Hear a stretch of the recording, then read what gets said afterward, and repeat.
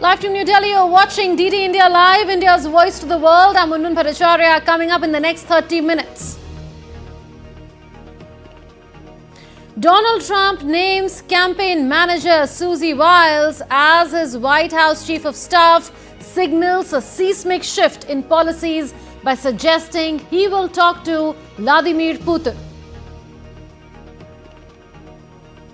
US President Joe Biden pledges peaceful transfer of power, urges Americans to bring down the temperature, in contrast to Trump's refusal to accept 2020 defeat.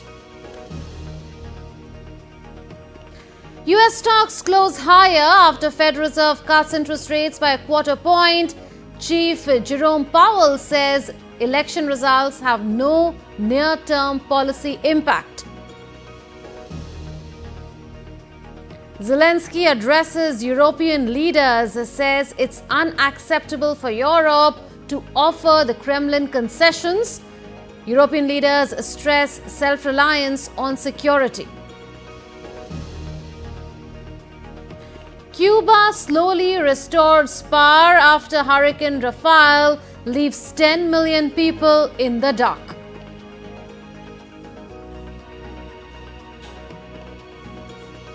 And in sports, India's young brigade aim for victory as they take on South Africa in series opener in Durban.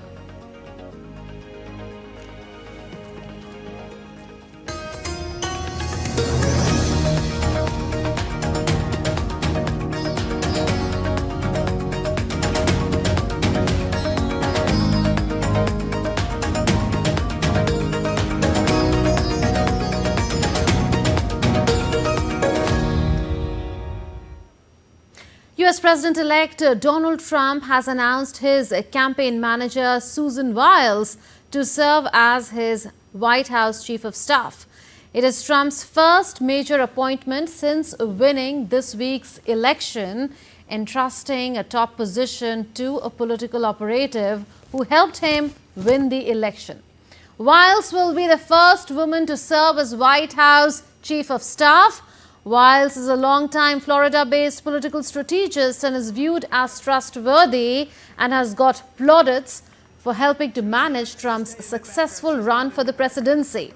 Trump chose Wiles over former House of Representatives Speaker Kevin McCarthy, a California Republican who is close to Trump and has been a frequent visitor to Mar-a-Lago. Appreciation for Susie and Chris, the job you did.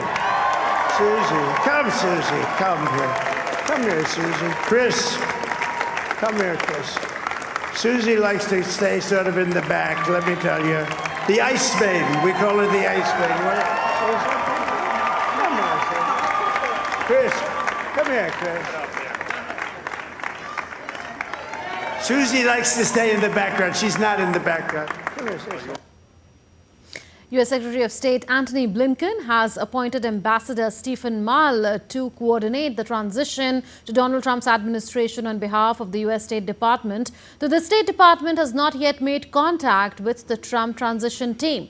Spokesperson Matthew Miller said that Blinken intends to use his remaining time in office to make tangible progress on a number of critical issues, including on competition with China, ensuring Ukraine is in the best possible position for success and bringing an end to the fighting in Lebanon and Gaza. Days, Secretary Blinken has been meeting with people from across the department to discuss the work ahead of us over the next 74 days between now and January 20th. In those meetings, he has emphasized 2 points. First, the peaceful transfer of power is an essential element of our democracy that is vital to our nation's security. That's why it's so important for us to conduct a smooth, efficient, and professional transition process. The Secretary has appointed Ambassador Stephen Mull, a distinguished member of the State Department family, to coordinate these efforts on behalf of the department. Ambassador Mull will work with the President-elect's team to ensure as successful a transition as possible. We told you that Trump is choosing his team with Susie Wiles appointed first woman chief of staff. What's more? Well, Indian Americans like Kash Patel and Tulsi Gabbard are also being considered for important posts. DD India correspondent Amritpal Singh tells us more from outside Mar-a-Lago, from where all the buzz is originating.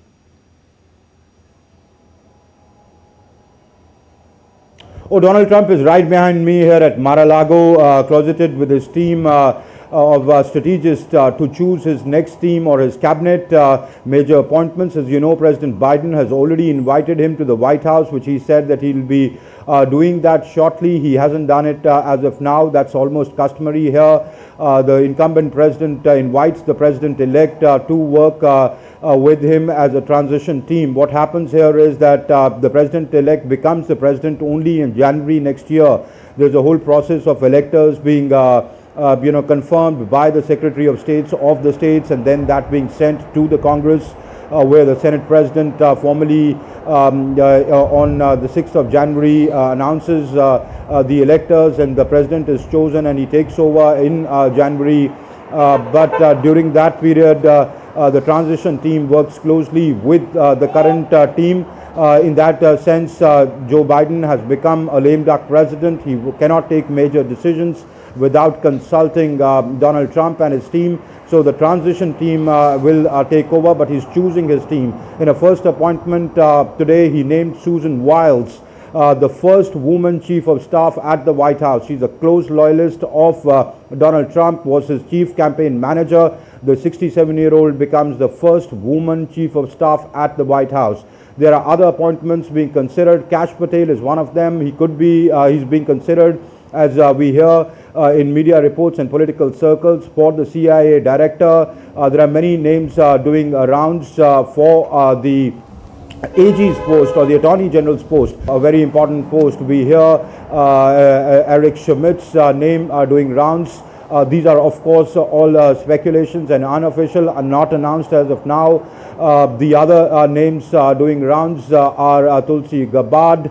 Elon Musk could head the new Department of Government Efficiency, where he would look at cutting $2 trillion from the federal budget to bring in efficiency into the government. Right now, what is happening is there is a lot of jockeying going on to get into Donald Trump's team. I see, Amrit. Thanks for that from Mar-a-Lago, Florida. Despite spearheading successful campaigns, Susan Wiles has maintained a low profile. While she may relatively have less experience in holding official posts, Wiles has been a well-known face in Republican circles. Based out of Florida, Wiles led Trump's campaign in 2016 and 2020. She also managed Florida Governor Ron DeSantis' winning campaign in 2018. In 2012, she managed a former Utah Governor Jon Huntsman's presidential bid. She worked as a scheduler in Ronald Reagan's successful presidential campaign back in 1980.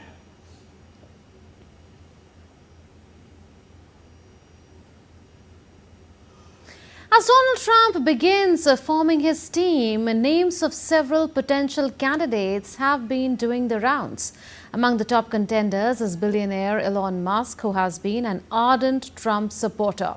The Tesla CEO campaigned for Trump in the run-up to the polls. Musk, who also owns social media platform X, donated more than $119 million this election cycle to America PAC, which is a political action committee he created to support Trump's 2024 presidential campaign.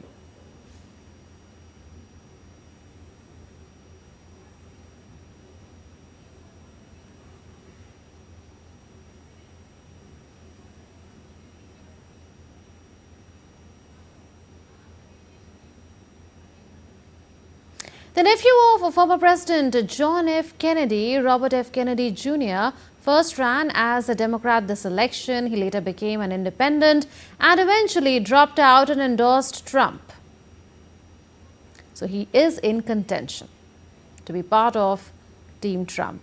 Then there's Tulsi Gabbard as well. The former Democrat joined the Republican Party during one of Trump's rallies. She launched a presidential bid in 2020. A number of prominent Indian Americans are also in the fray.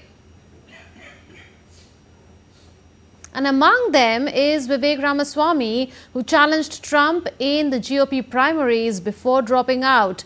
Raised in Ohio, Ramaswamy graduated from Harvard University. He founded a pharmaceutical company in 2014. US President Joe Biden has said in an address to the nation from the White House that he will ensure a peaceful and orderly transition to Donald Trump after the Republicans' sweeping electoral win. Biden urged Americans to bring down the temperature following Donald Trump's election victory and sought to console fellow Democrats who were alarmed by the former president's stunning comeback. Biden said Tuesday's election had proven the integrity of the U.S. electoral system and said he would preside over an orderly transfer of power. Something I hope we can do, no matter who you voted for, is see each other not as adversaries, but as fellow Americans. Bring down the temperature. I also hope we can lay to rest the question about the integrity of the American electoral system. It is honest, it is fair, and it is transparent. And it can be trusted, win or lose. I will do my duty as president. I'll fulfill my oath, and I will honor the Constitution. On January 20th, we'll have a peaceful transfer of power here in America. Meanwhile, even though Donald Trump is set to become the 47th president of the United States, the final results are yet to come. Trump has so far secured 301 electoral votes, while Harris has captured 226. The final call is yet to be made by Arizona. Out of the last two, where results were declared, Maine went to Democrats, while Nevada is won by Republicans. Trump has been declared the winner in more than half of the 50 United States states, including key battlegrounds, Georgia, Pennsylvania, Michigan, and Wisconsin, all of which voted for Democrats last time around. Donald Trump made a remarkable return to power following his presidential election victory, but the inauguration is still 2.5 months away. Several steps remain before he receives the White House keys. So here is a look at the steps which are taken between Election Day and the presidential inauguration on the 20th of January 2025. The date for Trump's visit to the White House is not yet confirmed. As the transition is ongoing, Trump has surpassed the Electoral College threshold of 270 electoral votes that wins him the presidency. The current President Joe Biden has already invited his successor to the White House, and Trump's team says the visit will take place shortly. The state certification will be issued on the 17th of December. Each of the 50 states plus Washington, D.C. conduct a thorough review of the process of counting and aggregating ballots. After officials verify the complete and accurate record of their state's election, the electors are required to meet on the 17th of December to cast their votes and certify the election in their state. While the congressional certification is issued on the 6th of January, the ballots are ceremoniously brought to the U.S. Capitol, and a joint session of the U.S. Congress formally counts the electoral votes. As President of the Senate, the U.S. Vice President is entrusted with making the final certification of the election. Staffing up such a massive administration takes time, and wheels are already churning. Team Trump has named his former small business administrator Linda McMahon and businessman Howard Lutnick as transition co-chairs. Trump has said he could name tech titan Elon Musk as an advisor on government efficiency, and vaccine skeptic Robert F. Kennedy Jr. could oversee health and food policy.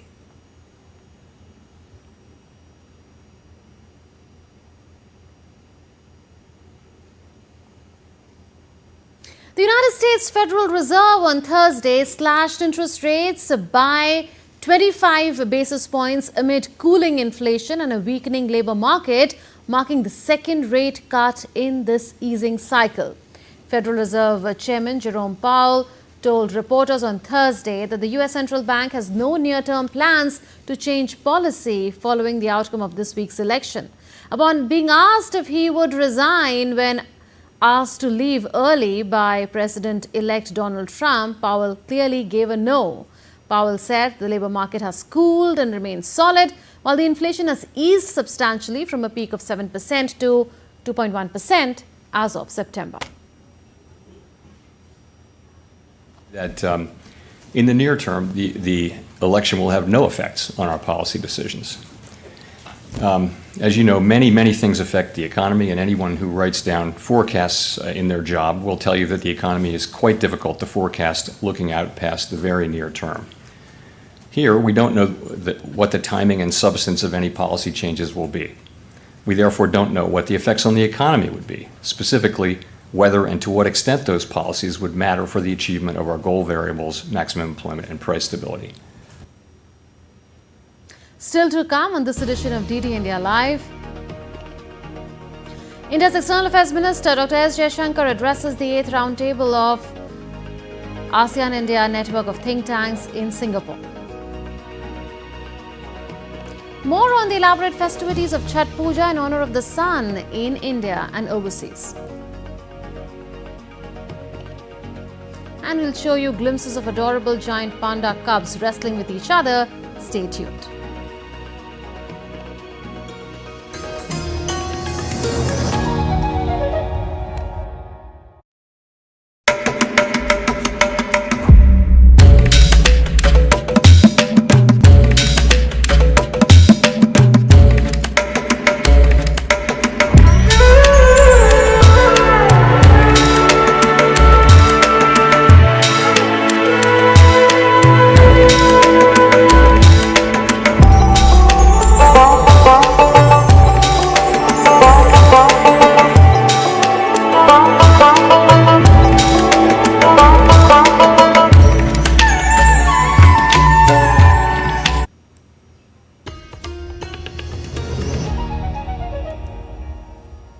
Welcome back. You're watching DD India Live with me, Munmun Bhattacharya. Russian President Vladimir Putin and US President-elect Donald Trump indicated that they were ready to hold talks after the Republican tycoon emerged as the victor in the race for the White House. Putin congratulated Trump and said Moscow was ready for dialogue with the Republican president-elect. Trump revealed that he was also prepared for a conversation with Putin. Trump said he had spoken to probably 70 world leaders since Wednesday morning, but revealed that he had not yet talked to Putin. Further, Putin praised Trump for handling himself during an assassination bid at a rally. He said Trump turned out to be a courageous person at a discussion club in the Russian Black Sea resort of Sochi. If any of them want to resume contacts, I have always said, and I want to say it again, we have nothing against it. As you wish, let us resume contacts and hold discussions. Well, there are many who want to hold discussions. There is a whole room here. So if not, we will hold our discussions with you. We are. Russian President Vladimir Putin said on Thursday that if Ukraine did not remain neutral, then it would be used against Russia. But he also said that Moscow was ready for talks on a way to end the conflict based on the realities on the ground. Россия идет своим путем. If there is no neutrality, then it is difficult to imagine the existence of any good neighborly relations between Russia and Ukraine, because this means that Ukraine will be constantly used as a tool in somebody else's hand and to damage the interest of the Russian Federation. Thus, the basic conditions for normalization of relations will not be created. On the contrary, we are determined to create conditions for a long-term settlement, and so that Ukraine finally becomes an independent sovereign state and would not be a tool in the hands of third countries. Каких-то других стран, которые считали, что они имеют на это право. European leaders met on Thursday in Budapest after Donald Trump's election victory, expressing a shared realization, and that is Europe must take charge of its own security. Hungarian Prime Minister Viktor Orban, speaking after the summit with over 40 European leaders, underscored a critical shift. He said, "We cannot wait for the Americans to protect us." This gathering of the European political community saw leaders weighing various options, but ultimately finding common ground, which is a call for Europe to act independently to ensure its peace and security. There was an agreement that the American election results should be reacted to. We need to know that big changes are coming and we need to react to it. There was an agreement that there should be peace in Europe as soon as possible. There was an agreement that Europe should assume greater responsibility for its own peace and security in future. To put it even more bluntly, we cannot expect Americans to be the only ones to take care of us. Ukrainian President Volodymyr Zelensky says it would be unacceptable for Europe to offer the Kremlin concessions to halt the Russia-Ukraine war. Speaking to European leaders at a summit in Hungary, Zelensky blasted those who are urging him to give in to some of President Putin's demands and urged Europe and the United States not to loosen ties following the election of Donald Trump. In the European political community summit in UK in July, there has been much talk about the need to yield to Putin, to back down, to make some concessions. And really some, even from Europe, some leaders were strongly advocated Ukraine making concessions to Putin. It's unacceptable for Ukraine and unacceptable for all Europe. Clashes broke out outside Amsterdam's Central Station in the early hours of Friday in what Israeli authorities said was an attack targeting Israeli citizens. Fans of Israel's Maccabi Tel Aviv football team were ambushed and attacked as they left a stadium following a match against Dutch side Ajax. Prime Minister Benjamin Netanyahu sent 2 rescue planes to the Netherlands after Israeli football fans were reportedly injured. Netanyahu demanded Dutch government and security forces to take vigorous and swift action against the rioters and ensure the safety of citizens. A report said numerous fights as well as acts of vandalism had occurred in the city center. Hurricane Rafael tore through western Cuba, leaving a trail of destruction in its wake. Power was restored to parts of Cuba on Thursday, a day after Hurricane Rafael swept over the island, leaving its 10 million inhabitants without electricity. The storm, with fierce winds and torrential rain, damaged countless homes in a local stadium and uprooted trees across the region. The hurricane had spun off westward into the Gulf of Mexico, where it no longer posed an immediate threat to land. Over 22% of crude oil production was shut in the U.S. Gulf of Mexico due to the hurricane.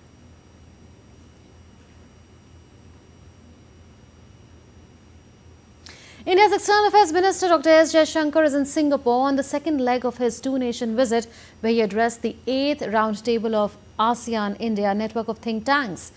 There he emphasized the importance of advancing regional connectivity in light of recent global events, highlighting some of India's initiatives like Trilateral Highway to Southeast Asia, the India-Middle East-Europe Corridor or IMEC, and the International North-South Transport Corridor. He added that both sides are also actively discussing developments in digital and energy connectivity. Conflicts and extreme climate events have only underlined the case for new connectivity initiatives.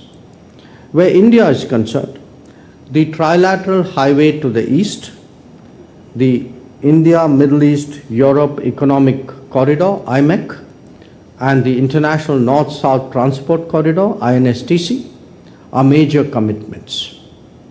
Understanding their implications is key to exploiting the opportunities they could present. Digital and energy connectivity have also been the subject of recent conversations, especially between India and Singapore.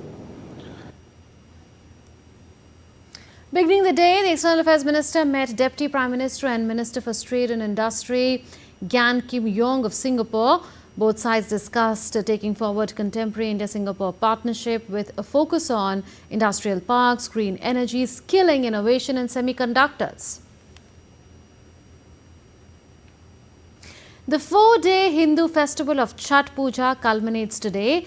During the festival, devotees honor the sun for bestowing a long, healthy and prosperous life on them. Its unique rituals involve praying to the rising and the setting sun while standing in a body of water.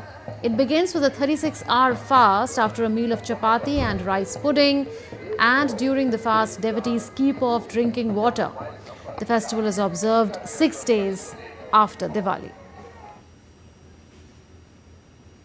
The major Hindu festival has recently traversed beyond India. The Indian diaspora in the United States, the United Kingdom and other countries have taken the celebrations to foreign shores.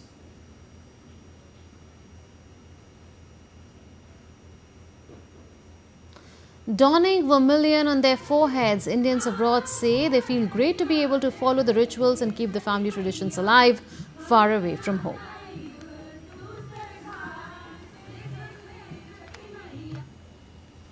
South Africa began a 4-match T20 international series against India at Kingsmead, Durban on Friday, following the defeat in the T20 World Cup final by the visitors over 4 months ago. The teams have undergone substantial alterations compared to those that competed in Barbados, where India secured victory with a 7-run margin. The South African side will be without key performers from the World Cup campaign, including pace bowlers Kagiso Rabada and Anrich Nortje, spinner Tabrice Shamshi and wicketkeeper batsman Quinton de Kock. India's squad features only 4 players from the World Cup winning team as the majority prepare for a test series in Australia. The remaining players are captain Surya Kumar Yadav, Hardik Pandya, Akshar Patel and Arshdeep Singh. A light-hearted scene of 2 fluffy baby panda cubs playfully wrestling with each other has been captured at the Chengdu research base of giant panda breeding in southwest China's Sichuan province. A keeper tried to separate them as she held the cubs in her arms.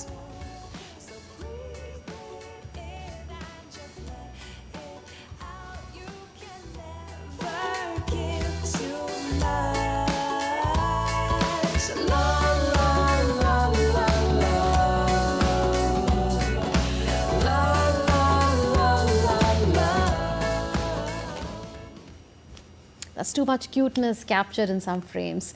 That's all in this edition of DD India Live, but do share your thoughts with us on the news of the day. For those on the go, you can get all the latest news and updates from India and across the world on the DD India mobile app. This app is available on both Android and iOS platforms. You can scan the QR code on the screen to download now. We'll be back with more news as it breaks here on DD India. This is Munmin Bhattacharya from all of us here in Delhi. Thanks for watching DD India Live. Namaskar.